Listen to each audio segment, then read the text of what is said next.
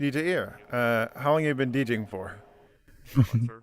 Um, I would I say can relate. I since think I can probably relate. It's just been like 2008, depressed, 2009. What got you into DJing? I think probably just being a producer and being a big fan of DJ mixes and electronic music. You know, I had a couple of like trance and old like UK house mixes when I was growing up, and I used those as a lot of inspiration for a lot of the music I was making as a kid, and that kind of led into my like creating songs that were designed to be like mixed, not really understanding how it all worked or anything like that. And then eventually when and I bought some little used piece of plastic controller or something, and started like teaching myself how to DJ, and I think like 2 or 3 years after that of just practicing and skipping classes I should not have done to DJ in the courtyard at school and shit like that. Eventually, I managed to. What did I do? I was playing sets a lot at the Prancing Skill Tear in Southern California. Little monthly furry event, and I was just doing it so often. I ended up getting approached to DJ at Califur, and from then it's been nothing but history. What genres did you start DJing when you first started DJing? DJ Air? I have been a long time happy hardcore DJ. So I started off spinning hardcore, and oddly enough, I would end up getting more into house and electro just to make my way into the Clubs. furry conventions. No, I wish I could play in the clubs. No, I've almost exclusively I DJ at like furry conventions, almost exclusively. For better or worse, I've kind of ignored trying to DJ at clubs because I feel like, especially right now, DJs are like a dime a dozen. They're like the the replaceable commodity. Unless you're some like AAA guy that can demand things, they'll find someone to fill your spot. So I I focus more on just the fur cons and stuff like that. And yeah, I started off playing happy hardcore.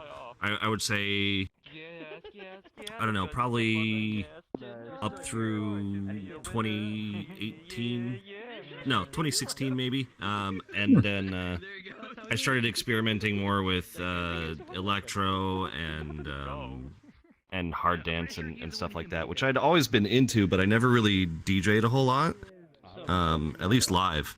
And then, I kind of just went from there. So like at this point, I would say technically I am a multi-genre DJ in the sense that I enjoy playing a lot of different EDM with a couple of exceptions. But as of now, I primarily spin bounce.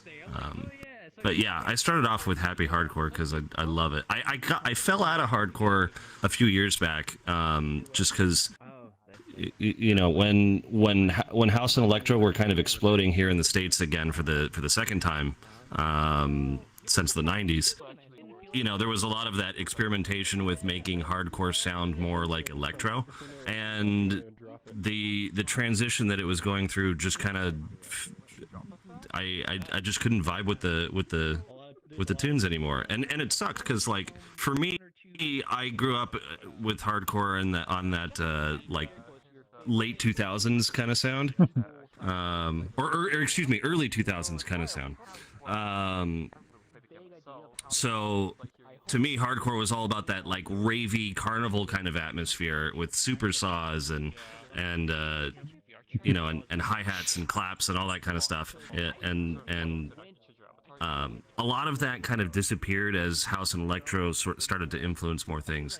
So the way that it sounds now is a lot different. Thankfully, I feel like we've gotten over that hump, and I'm starting to hear a lot more like what I would consider like ravey sounding stuff coming from the hardcore scene again. But at this point, I just don't keep up with it as much as I used to, which sucks. But yeah, that's what got me into bounce, because when I was hearing bounce at the time, I think it was a lot of hardcore DJs that were experimenting with like Scouse House and things like that, and so they were bringing a lot of that like carnival sounding, you know, wackiness and craziness to bounce, and I was just like, oh, like this is it, this is for me, like that's the sound that I'm looking for. It was really cool. That sounds. Sorry, I talk a lot. No. I used to be on the radio, so like if you put a microphone in front of me, I'll just fill dead air for like 3 hours without stopping. You are perfectly fine. You're perfectly fine. Does DJ equipment make the DJ? 99% of the time, I would say no. It's your skill and what you do with it that makes the DJ. But having said that, there are definitely some DJs out there who spin very particular types of genres where the equipment can greatly affect what, like how they mix and what they do with it. So like I've seen sets with guys that are, yeah, like guys that are like scratching on like virtual vinyl, or they're layering, you know, like 4 or 5 different, you know, loops and beats and tracks on top of each other, or you know, if you've seen folks that are doing a lot of like live stuff with like Ableton or FL Studio, and they're using their gear to trigger things and play things back in real time. That is, I don't know if I would consider that like traditional DJing, but it's definitely still performing. You know, yeah. You're making something and you're doing it live, and like that's what counts, right? So yep. I think in that sense, for certain performers, the gear is everything. You know, take like those chiptune guys. You know, they can't do their shit without a Game Boy. I don't think. You know, or a Game Boy equivalent. So like, for them, the gear matters, right? Like they gotta have a particular setup in order to make some cool sounding stuff. Yeah, you know, but it's not the same for everyone. Yeah, but you can argue, like, at least if you're starting off, you know, you don't need to go be buying the DD for, you know, the DDJ, you know, 1000. If you're starting off, you grab the party mix like Candy Wolf did, and you get your feet wet. You know, you gotta figure out like what is DJing and how do I do it, and what does it feel like, and then from there you can branch off into, you know, figuring out like, oh, do I want a deck with like big platters, or do I not care about that? Maybe I just want like some kind of, you know, MIDI fighter with a bunch of buttons on it so I can like trigger things. You know, it really kind of depends on what you're playing and, you know, what your style is. Learning to DJ is really easy. Like the act of DJing and mixing songs is not difficult. To me, what makes a talented or a professional DJ is how you're able to handle everything else. So it comes down to song selection, or, you know, some sort of being able to read a crowd, or especially the biggest one for me is, you know, when you mess something up, how do you get out of it? And like that all comes with experience and practice, and you can usually hear it with folks, the difference between someone who's been doing it for a while and knows how to, you know, get their way out of a tricky situation, and someone who just has to like plow on through and, you know, hopes for the best, which at this point sometimes that ends up happening anyways, you know. At Arizona FurCon a few years ago, and the emergency loop, which for those who don't know is the feature on some DJ controllers and hardware, where if something awful and terrible happens, it will just loop the last like 4, you know, bars of music, and oh, no. The emergency loop kicked in for some reason right at a drop. Oh no! Right at the drop, and. But I got really lucky.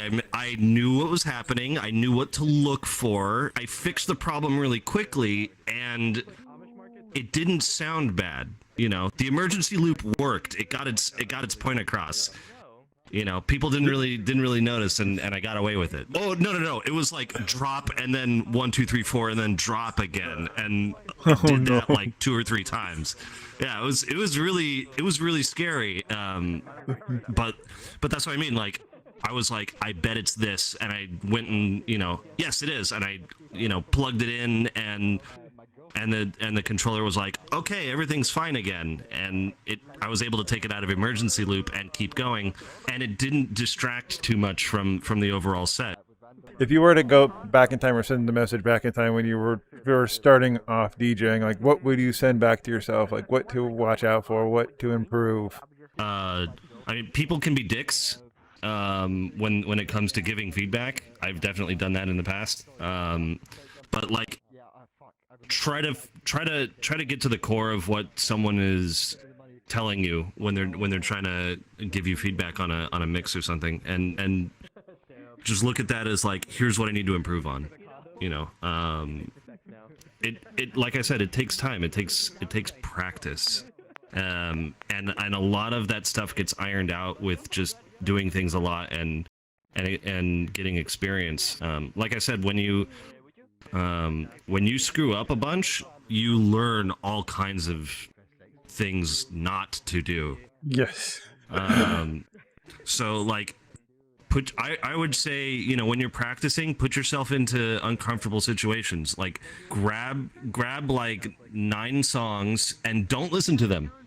Don't listen to them ahead of time, and just load them up and start DJing and try to get through all 9 songs as best as you can, without having heard what they sound like first.